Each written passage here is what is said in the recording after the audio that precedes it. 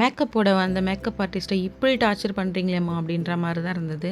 என்னன்னு தெரிஞ்சோம் நம்ம channel subscribe பண்ணிவிட்டு வீடியோ ஃபுல்லாக பாருங்கள். ஹாய் மக்களே, நான் தான் Chandralekha. Election day in my life பார்ப்போமா? காலையில் 7 மணிக்கெலாம் எந்திரிச்சு மேக்கப் போடலான்னு சொல்லிட்டு வந்தாச்சு. இன்றைக்கி நம்மளுக்கு பேபி ஷவர் மேக்கப் தான் போட வந்திருந்தோம்.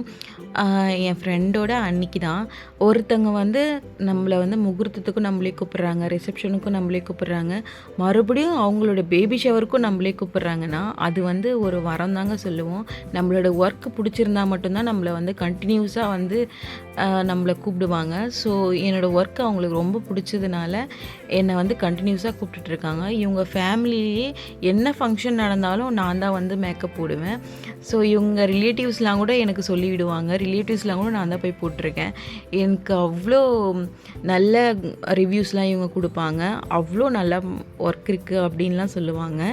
7:30க்கு வர சொன்னாங்க. பட் 7:30க்கு நான் போனாக்கா வரவே இல்லை கிளைண்ட்டு. 9:00 தான் வந்தாங்க. ஸோ அது வரைக்கும் பாப்பா என் கூட இருக்கட்டும் அப்படின்னு சொல்லிட்டு பாப்பா கூடவே வச்சுட்ருந்தேன். அப்புறம் அவங்க 9:00 தான் வந்தாங்க. அதுக்குள்ளே பாப்பாவுமே நான் அனுப்பி விட்டுட்டேன். இவங்க தான் நம்மளோட பேபி ஷவர் கேர்ள். அப்புறம் சூப்பராக பேபி ஷவர் மேக்கப்பும் முடிச்சாச்சு. அவங்க ஃபோட்டோ ஷூட்லாம் எடுத்துகிட்டு இருந்தாங்க. எனக்கு இதை சாப்பிடுங்க அதை சாப்பிடுங்க, ஜூஸ் மேலே ஜூஸ் எடுத்துன்னு ஒரே அன்பு தொல்லைங்க. ஒரே டார்ச்சர் பண்ணி விட்டாங்க. இதை சாப்பிடுங்க, அதை சொன்னால் டயட்டில் இருக்கேன்னு சொன்னால் கூட கேட்க மாட்டேங்கிறாங்க. இதை சாப்பிடு சாப்பிட்டு ஒரே டார்ச்சருங்க. அதுக்கப்புறம் வீட்டுக்கு ஆதார் கார்டு, ஓட்டர் ஐடி எல்லாமே எடுத்துகிட்டு எலெக்ஷன் ஓட் போடலான்னு சொல்லிட்டு கிளம்பியாச்சு. எங்கள் மாமா பொண்ணுக்கு 7th மந்த் பேபி ஷவருங்க. நான் மேக்கப் போனதுனால நான் ஃபங்க்ஷனை மிஸ் பண்ணிட்டேன். ஓகே, போயிட்டு நம்ம போய் பார்த்துட்டு போயிடலாம் அப்படின்னு சொல்லிட்டு நம்ம வீட்டுக்கு போகிற வழி தான். ஸோ அதனால் போயிட்டு அங்கேயே ஒரு என்ட்ரி போட்டு என் தங்கச்சி எல்லாருமே இருந்தாங்க.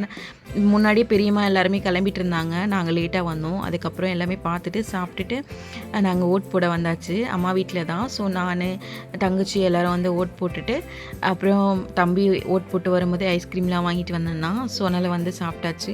வெயில் என்னங்க, இவ்வளோ வெயில் இருக்குது, சுத்தமாக தாங்கவே முடியல.